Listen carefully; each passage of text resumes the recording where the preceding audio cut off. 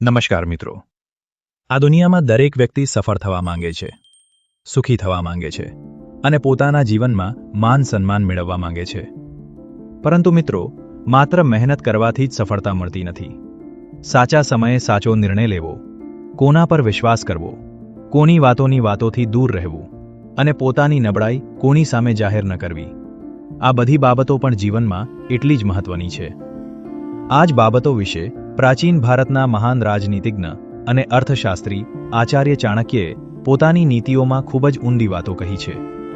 આજે આપણે જાણીશું ચાણક્ય નીતિની એવી 15 મહત્વપૂર્ણ વાતો જે આજના સમયમાં પણ આપણા જીવનમાં ખૂબ ઉપયોગી બની શકે છે. તો વિડીયોને અંત સુધી જરૂરથી જોજો.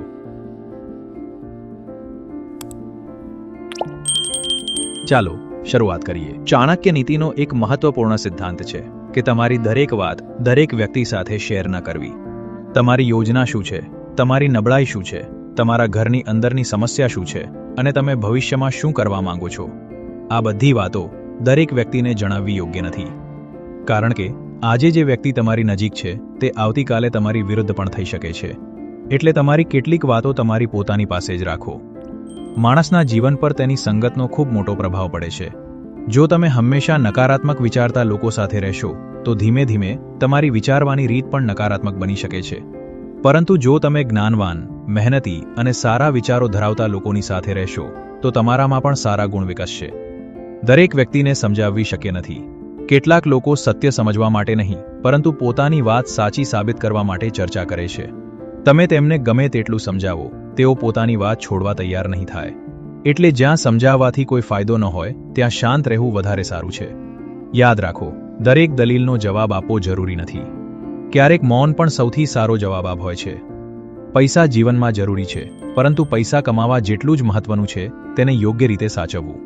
જો તમે તમારી આવક કરતાં વધારે ખર્ચ કરશો તો ભલે તમે કેટલા પણ પૈસા કમાવો, એક દિવસ પૈસા જીવનમાં જરૂરી છે, પરંતુ પૈસા કમાવા જેટલું જ મહત્વનું છે તેને યોગ્ય રીતે સાચવવું. જો તમે તમારી આવક કરતાં વધારે ખર્ચ કરશો તો ભલે તમે કેટલા પણ પૈસા કમાઓ, એક દિવસ મુશ્કેલીમાં આવી શકો છો. એટલે પોતાની આવક પ્રમાણે ખર્ચ કરો, બચત કરો અને જરૂર હોય ત્યારે જ પૈસા ખર્ચો. પૈસા તમારા જીવનને સરળ બનાવે, પરંતુ તમે પૈસાના ગુલામ ન બનો. દરેક વ્યક્તિના જીવનમાં કોઈને કોઈ નબળાઈ હોય છે, પરંતુ તમારી નબળાઈ દરેક વ્યક્તિને જણાવવી યોગ્ય નથી. સારો વ્યક્તિ તમારી નબળાઈનો ફાયદો નહીં ઉઠાવે, પરંતુ ખોટો વ્યક્તિ તમારી એ જ નબળાઈનો ઉપયોગ તમારી વિરુદ્ધ કરી શકે છે. એટલે પોતાની નબળાઈને ઓળખો અને તેને ધીમે ધીમે તમારી શક્તિમાં બદલવાનો પ્રયત્ન કરો. ચાણક્ય નીતિ આપણને સમયનું મહત્વ સમજાવે છે. ગુમાવેલા પૈસા ફરીથી કમાઈ શકાય છે, પરંતુ પસાર થઈ ગયેલો સમય ક્યારેય પાછો આવતો નથી. આજે જે કામ કરી શકો છો તેને આવતીકાલ પર ન છોડો. તમારા જીવનમાં દરરોજ થોડો સમય જ્ઞાન મેળવવા, પોતાની કળા સુધારવા અને પોતાના લક્ષ્ય તરફ આગળ વધવા માટે આપો. કારણ કે સમયની કદર કરનાર વ્યક્તિ જ જીવનમાં આગળ વધી શકે છે. વિશ્વાસ દરેક સંબંધનો આધાર છે, પરંતુ કોઈ વ્યક્તિ પર આંખ બંધ કરીને વિશ્વાસ કરવો યોગ્ય નથી. કોઈ વ્યક્તિને તેની વાતોથી નહીં પરંતુ તેના કાર્યો દ્વારા ઓળખો. કોઈ વ્યક્તિ તમારી સાથે કેટલું મીઠું બોલે છે તેના કરતાં મુશ્કેલીના સમયે તે તમારી સાથે કેવી રીતે વર્તે છે તે વધારે મહત્વનું છે. એટલે વિશ્વાસ કરો, પરંતુ સમજદારી સાથે. ગુસ્સામાં માણસ ઘણી વખત એવા શબ્દો બોલી દે છે અને એવા નિર્ણયો લઈ લે છે જેના પરિણામો પછી લાંબા સમય સુધી ભોગવવા પડે છે. એટલે જ્યારે ખૂબ ગુસ્સો આવે ત્યારે તરત જવાબ આપવાને બદલે થોડો સમય શાંત રહો, પોતાને સમય આપો અને પછી શાંત મનથી નિર્ણય લો. યાદ રાખો, ગુસ્સો થોડા સમયનો હોય છે, પરંતુ તેના પરિણામો લાંબા સમય સુધી રહી શકે છે. માત્ર સપના જોવાથી સફળતા મળતી નથી. સપનાને સાકાર કરવા માટે સતત મહેનત કરવી પડે છે. ઘણા લોકો સફળ વ્યક્તિને જોઈને કહે છે કે તેની પાસે તો નસીબ છે, પરંતુ તેની સફળતા પાછળ કરેલી વર્ષોની મહેનત ઘણી વખત કોઈ જોતું નથી. નસીબ તમને તક આપી શકે છે, પરંતુ એ તકને સફળતામાં ફેરવવાનું કામ તમારી મહેનત કરે છે. જીવનમાં દરેક વ્યક્તિ તમારી સાથે સહમત હોય એવું જરૂરી નથી. જો કોઈ વ્યક્તિ તમારી વિરુદ્ધ હોય તો તેને હળવાશથી ન લો. તેની શક્તિ, તેની બુદ્ધિ અને તેની ક્ષમતાને સમજવાનો પ્રયત્ન કરો. પરંતુ તેનો અર્થ એ નથી કે દરેક વ્યક્તિને તમારો શત્રુ માનવો. સમજદારી એ છે કે મિત્રતામાં પણ સાવધાન રહો અને વિરોધની પરિસ્થિતિમાં પણ શાંત રહો. તમારા જીવનની કેટલીક વાતો એવી હોય છે જે માત્ર તમારી પાસે જ રહેવી જોઈએ. તમારી ભવિષ્યની યોજના, વ્યવસાયની મહત્વપૂર્ણ માહિતી, વ્યક્તિગત સમસ્યાઓ અથવા પરિવારની આંતરિક વાતો. આ બધું દરેક વ્યક્તિને જણાવવાથી મુશ્કેલી ઊભી થઈ શકે છે, કારણ કે એકવાર રહસ્ય બહાર નીકળી જાય પછી તેના પર તમારો કાબૂ રહેતો નથી. એટલે જરૂરી વાત જ જરૂરી વ્યક્તિ સાથે શેર કરો.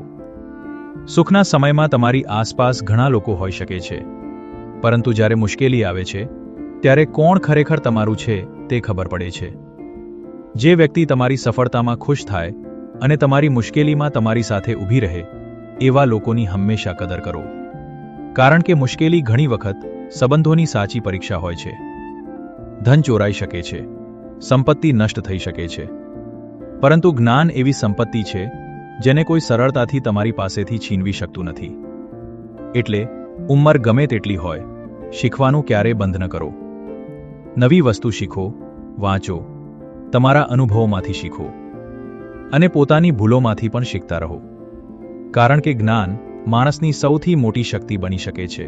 ભૂલ કરવી એ અંત નથી, પરંતુ એક જ ભૂલ વારંવાર કરવી અને તેમાંથી કંઈ ન શીખવું એ મોટી ભૂલ છે.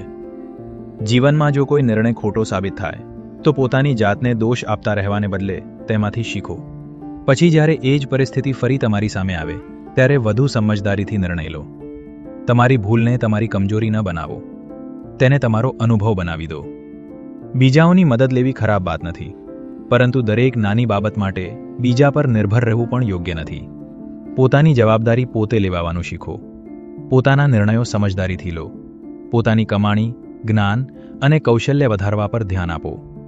તમે જેટલા આત્મનિર્ભર બનશો એટલો તમારો આત્મવિશ્વાસ વધશે. અને જ્યારે વ્યક્તિને પોતાની જાત પર વિશ્વાસ હોય છે ત્યારે તે જીવનમાં ઘણી મોટી મુશ્કેલીઓનો સામનો કરી શકે છે. આ હતી ચાણક્ય નીતિની 15 મહત્વપૂર્ણ વાતો. પરંતુ યાદ રાખજો, ચાણક્ય નીતિનો સાચો અર્થ માત્ર બીજા લોકોને કેવી રીતે ઓળખવા એટલો જ નથી, પરંતુ પોતાની બુદ્ધિ, સમય, વાણી, પૈસા અને વર્તનને કેવી રીતે નિયંત્રિત કરવા તે પણ એટલું જ મહત્વનું છે.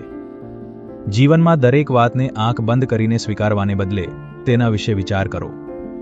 દરેક વ્યક્તિ પર તરત વિશ્વાસ ના કરો. ગુસ્સામાં નિર્ણય ના લો. સમયની કદર કરો, જ્ઞાન મેળવતા રહો અને સૌથી મહત્વની વાત, તમારી સફળતા માટે બીજાની રાહ ન જુઓ. પોતાની જાત પર વિશ્વાસ રાખો અને સતત આગળ રહો. કારણ કે જીવનમાં સફળ થવા માટે માત્ર નસીબ નહીં, પરંતુ સાચી વિચારસરણી, મહેનત અને યોગ્ય નિર્ણય પણ જરૂરી છે. જો તમને ચાણક્ય નીતિની આવી જ જ્ઞાનવર્ધક અને જીવન ઉપયોગી વાતો ગમે છે તો વિડીયોને લાઈક કરો, ચેનલને સબસ્ક્રાઇબ કરો અને કોમેન્ટમાં લખો ચાણક્ય નીતિ. આપણે ફરી મળીશું ચાણક્ય નીતિની આવી જ એક રસપ્રદ અને જ્ઞાનવર્ધક વાત સાથે. ત્યાં સુધી ખુશ રહો, શીખતા રહો અને આગળ વધતા રહો. જય શ્રી કૃષ્ણ.